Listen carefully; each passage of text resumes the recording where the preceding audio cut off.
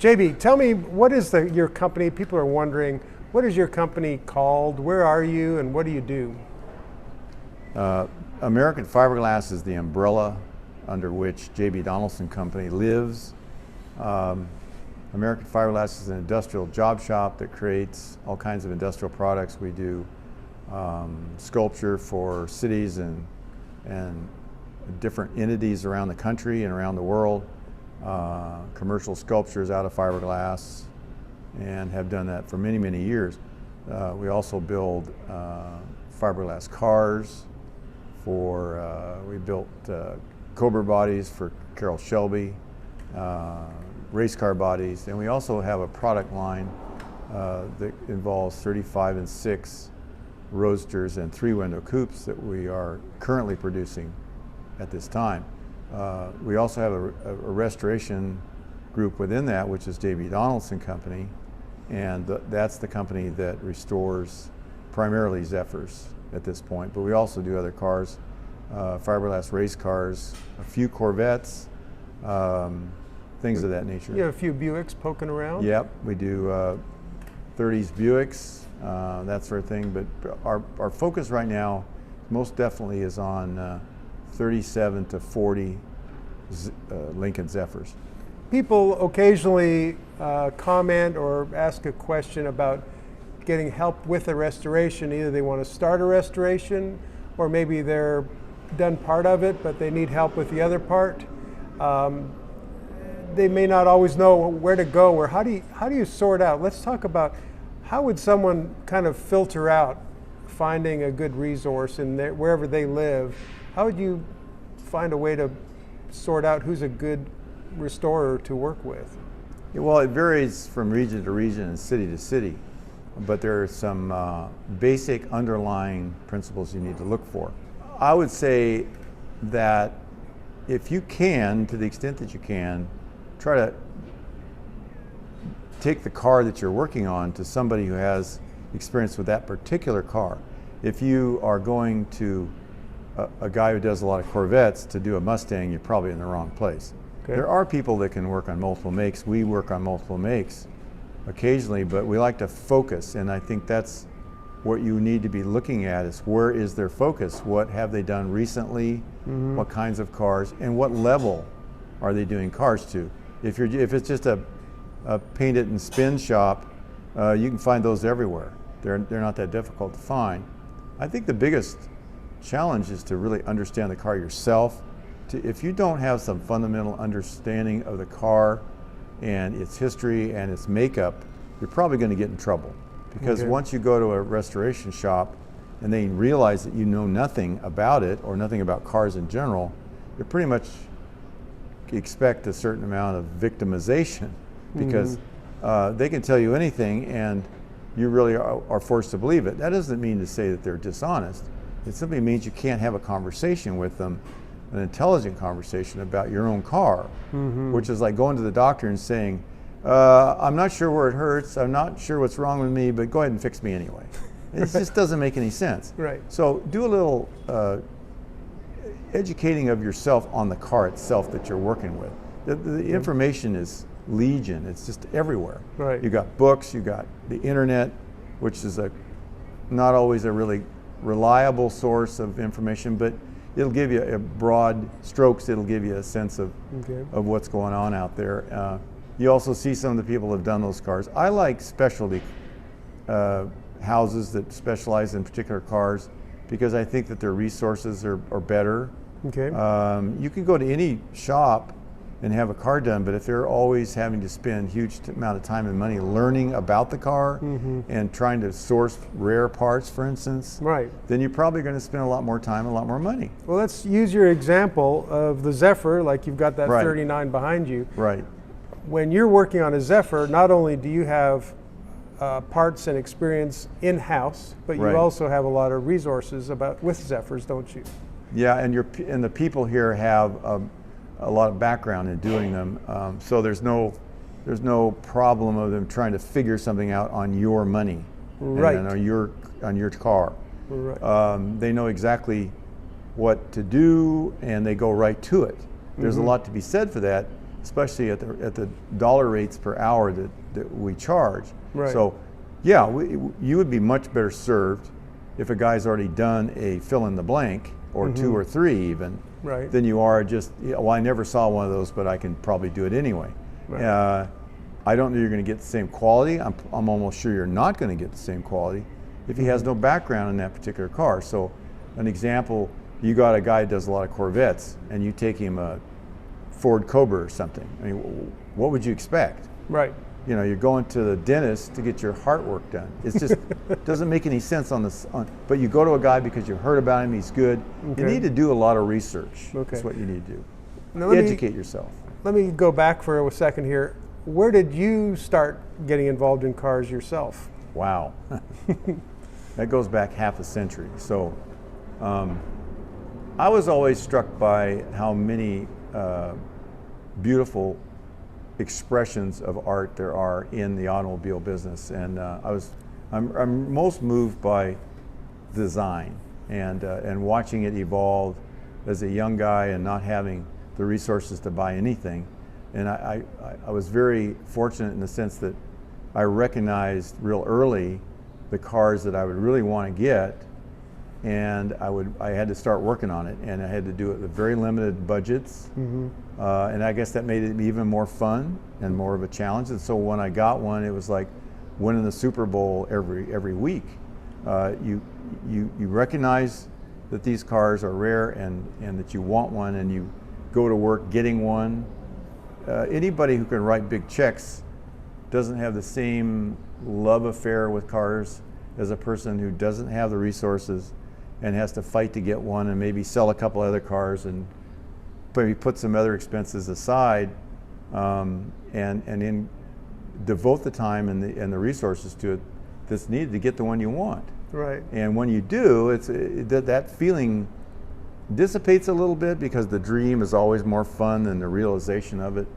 But it's wonderful because if you just stick with the car, a lot of people unfortunately have to sell them or decide that they're going to profit by them. Right. And I never really thought about it that way. I always tried to hang on to them as long as I could. I still have a number of cars that I've bought 50 years ago. Cobra being an example, the Buick 48 Roadmaster estate wagon, I've had that in many, many years. So you try to set these goals, you try to achieve them, and then to the extent that you're able, you try to hang on to them. Right.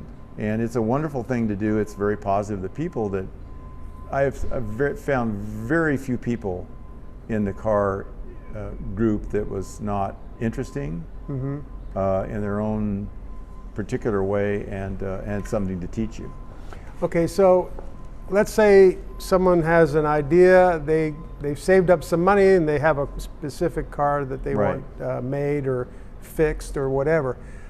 How do you go about pricing that out? If someone rolls up and says, or here's pictures of my car, or here's a picture of a car I want, how do you figure out what to charge a customer for something? Well, the first conversation that I try to have with them is a friend of mine called it a come to Jesus, and it really is more a philosophical conversation that you got to have with them, and try and find out if this really makes any sense for them, because a lot of people have dreams they can't really realize. Right. And the kindest thing you can do with them is simply introduce them to some reality, and ask them some really kind of embarrassing questions like, how much money have you got? Yeah, right. That's not an easy thing to ask a man or a woman, but it really has to come out, because if they're wanting to attack a $100,000 restoration with 10 grand, you need to arm them with the truth and say, that's not going to happen, and it's not going to get any cheaper, as we all know.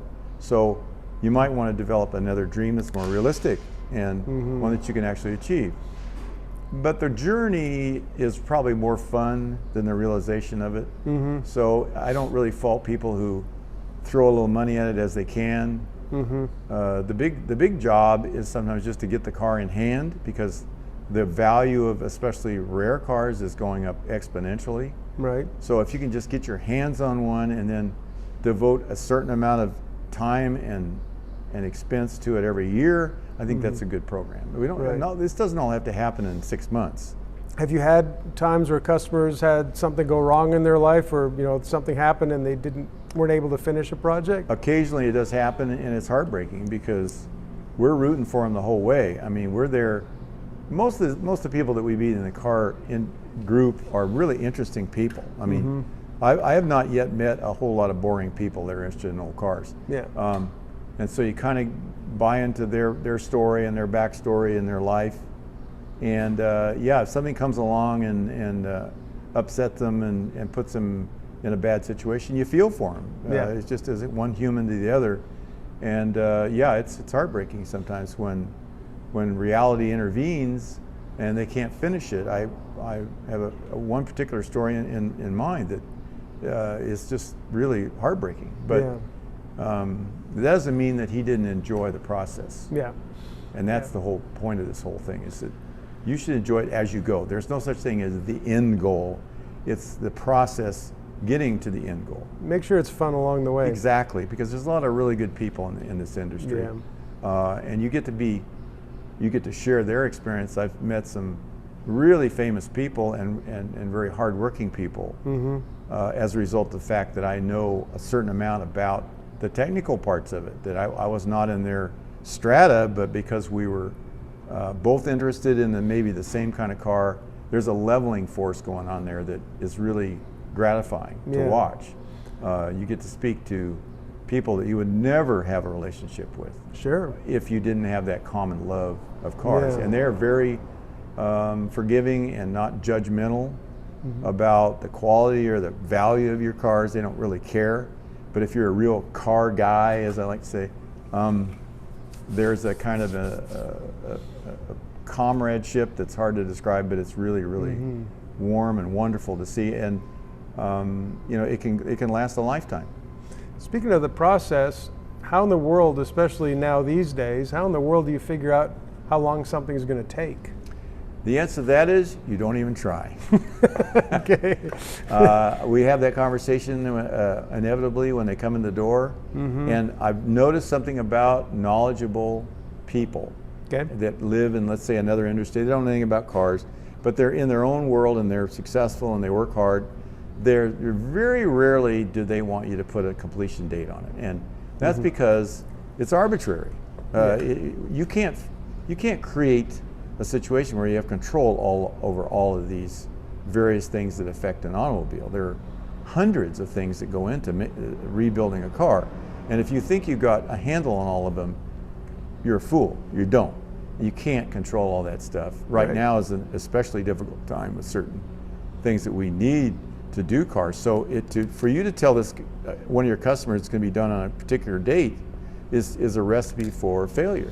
Well, and one thing that comes to my mind is I know that one of your vendors, who's kind of a one-man shop, had a health problem. Yep. And next thing you know, he's having surgery and he's needing recovery time and everything else. Yeah. Well, what he might have been able to get done next week might be 3 months from now. That's exactly right. Things like that and you've got to be honest with your customers and share with them what those kinds of things are. That's one of the reasons I love to be forthright with them and tell them what's going on, and in a lot of detail. Right. Because they can say, oh yeah, okay, that makes sense. If you just blow them off and say, yeah, we're having trouble getting this and that, I don't think you're really being honest with them. If you're spending a good deal of a person's time and money, you owe them a detailed explanation as to what's going on, and more often than not, they'll understand and they'll say, okay, I get it. Because they're having the same kinds of challenges in their own life. Yeah, I mean, and in their own businesses. That's right. So, sometimes you can't even get the groceries you want at the grocery store. I mean, and we just waited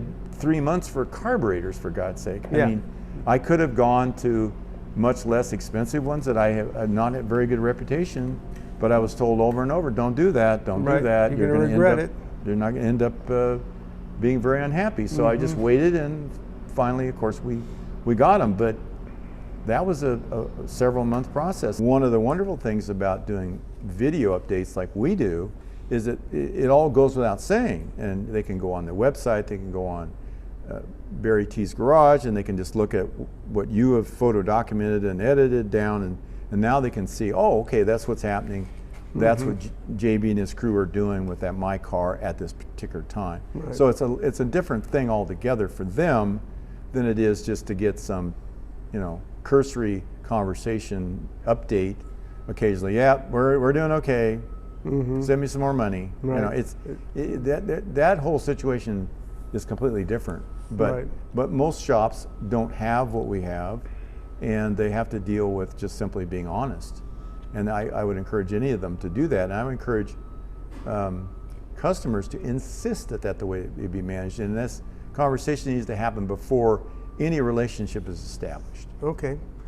I'm going to switch gears a little bit now and kind of ask you, I know that to start building a car, typically the absolute essential is you have to have the body of the car somewhere.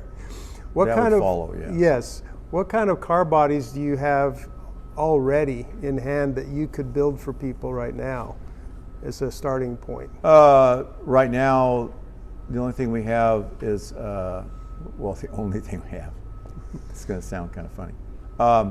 We have a 39 convertible coupe Zephyr. We have a 40 convertible coupe Zephyr. We don't have any coupes at the moment, but we're always out on the outlook for them. But the convertible coupes, especially the 39 convertible coupe, will hold its own against any of the coupes. I know there's some people would argue that, but I don't. I mean, I've seen 39s done properly. It's a beautiful car, and it has that added feature that it's a convertible, and it's got a back seat, something you don't want to overlook. If you've got a family and you want them to go with you somewhere, you're not going to do that in a coupe. There's only one seat.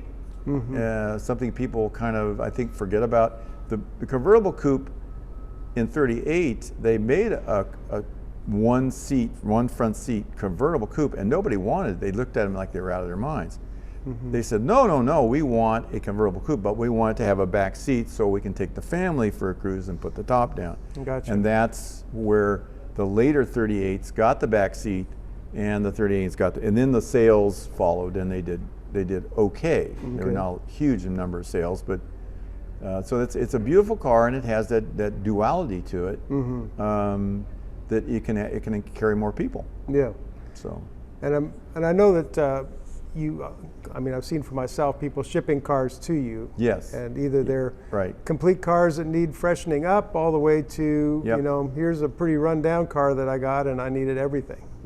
So I guess it runs. Yeah, and we like to see both. From a business plan point of view, you'd rather have a complete, but I don't look at it that way. I think that's silly. We have both of those, the different kinds in the shop right now. Wherein the 39 came to us in pretty good shape. We're happy about that. What it needed, we fixed, but it was much less than the 38 that we're working on. But at the end of the day, nobody's really going to care. They're going to look at how they're done and are they done correctly. And if it takes less time and money to do one of them, then so much the better. Right. I mean, there's no shortage of work here, and so for me to make work by playing games, it's just not. It makes no sense on any level. Right. And I personally, I have an aversion to anybody who's not telling the truth to customers. I think because that bad information gets disseminated among their friends and their associates, and pretty soon you poison the well. And what is a wonderful relationship can become a stressful one. And a lot of the guys, I talked to some of the people who've had bad experiences, and it's horrifying. It's like they steal your car and then charge you for it. Right. It's a strange kind of a thing that's going on there. But a lot of that could have been avoided with just having an honest conversation before the car ever gets there, and just say, look, how's this going to work? Let's talk about that. You do that with the people that you go to dinner with. Right. You need to have that same conversation with the guy who's going to have your pride and joy for the next God knows how long. Right. So I think it's really important to establish a good relationship. And if it's not going to work, you'll find out pretty quickly. Very good.